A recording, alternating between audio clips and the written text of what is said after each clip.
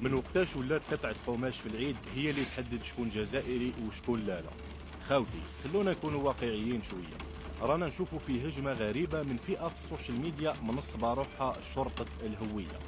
تلقى واحد لابس ماركة غربية من راسه لرجله طول العام وما عندوش مشكلة مع الهوية خلاص هنا، بصح غير يجي العيد ويشوف واحد لابس شماغ ولا عمامة ولا قميص عربي تنوض القيام ويبدا الانتقاد بجميع الاوصاف، وين راه التراث وين راه كذا الى اخره.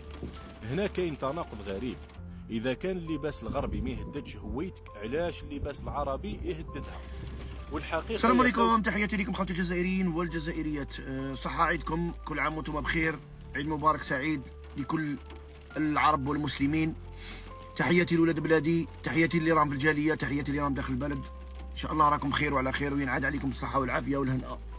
وتحياتي لكل الشباب والشابات، لكل الناس يعني في جميع بقاع العالم. تحياتي لكل جزائري حر نزيه يحب هذه البلاد ويحب هذا الوطن. ماذا بكم تفاعلونا مع هذا الفيديو خوتنا بجام وبارطاج ومتابعه. جيت نرد على هذا الاخ الكريم اللي راه يقول بانه كاين بعض الناس اللي داروا رواحهم وكانهم شرطه تاع اللباس، وراهم ينتقدوا في الجزائريين لانهم لبسوا بعض اللباس التقليدي اللي خاطي بلادنا. اولا نحن ماناش كونتر هذا الشيء اخي الكريم. ثانيا انا الشيء اللي بغيت نقوله، الشيء اللي بغيت نهضروا على انه اللباس التقليدي الجزائري راهو قاعد يطمس الهويه نتاعو. اصلا يوجد بعض البلدان المجاوره اللي راهم يريدون طمس هويه الجزائر. كاين حتى اللي يلحق به هو صغير في حجمه، بلدان صغيره حجما وصغيره حتى في صغيره في كل شيء، تراثا تاريخا ثوره، ما عندهم والو ولا شيء.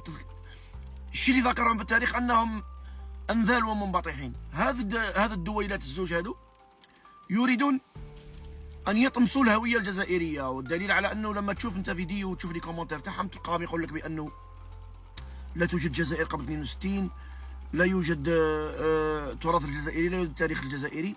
هذا الامر لا يحرك ساكنا، يعني ما يحركناش احنا كجزائريين وما يقلقناش، ولكن احنا كجزائريين نحافظوا على تراثنا فقط، نحافظوا على تقاليدنا، نحافظوا على امورنا، ناهيك على العشريه السوداء اللي كانت يعني حقبه كارثيه في يعني خلينا نقول التراث الجزائري، نقدروا نقولوا اهمل من طرف الجزائريين وسرقوه بعض البلدان المجاوره. لما جيت تتكلم انت على اللباس الغربي اللي رانا نلبسوه، اللباس الغربي كاين في العالم كامل، في العالم كامل. كوريا الشماليه وفيها اللباس الغربي. يعني كي تقول انت انه لماذا نلبسوا حنايا اللباس الغربي وكيجي العيد نوليو نتفلسفوا ونقولوا علاش نلبسوا اللباس العربي ونوليو شغل. لا يا اخي، لا ما تخلطش. اللباس الغربي رانا لابسينه طول العام. كي تجي يومين ولا 3 ايام تاع عيد الاضحى ولا عيد الفطر، على الاقل نلبسوا التراث نتاعنا وتاريخنا ونتزينوا به ونلبسوه فهمتني؟ حتى النساء تاعنا ما يلبسوش القفطان وما يلبسوش القندوره وما يلبسوش الملحفه وما يلبسوش هكذا. انا نفهم انا، ولكن اخي الكريم احنا رانا قاعدين نورمالمون تقول كلمه طيبه في هذا الامر. قال يا ودي يعطيكم الصحه اللي راكم قاعدين تحافظوا على التراث نتاعكم. ماناش نهاجموا حنايا في يعني في اللباس التقليدي نتاع بعض البلدان العربيه. اوكي، علاش تجيب لي انا واحد من اليمن انا نجي نجيب انا نلبس انا اللباس اليمني؟ علاش نجيب اللباس انايا الاماراتي؟ علاش نجيب انا اللباس السعودي مع تحياتي ليهم يعني للشعوب؟ علاش انا نجيب هذا اللباس؟ ما عندهاش علاقه. انا ماذا بيا اللباس نتاعي نحافظ عليه. هذا مكان، هذا هو اللي رانا قاعدين نقولوا فيه. احنا ماناش قاعدين نحاسبوا في الناس ولا قاعدين فهمتوا. ماذا بيا من العام الجاي يكون هذا الامر ما كانش. ماذا بكم خوتنا وخياتي انكم تبارطاجيونا هذا اللايف او هذا الفيديو باش يوصل لاكبر عدد من الناس. من العام الجاي ماذا بيا نشوف لابس التراث تاع جدودك ماشي لابس التراث تاع اليمنيين.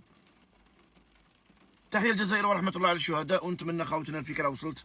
تحياتنا.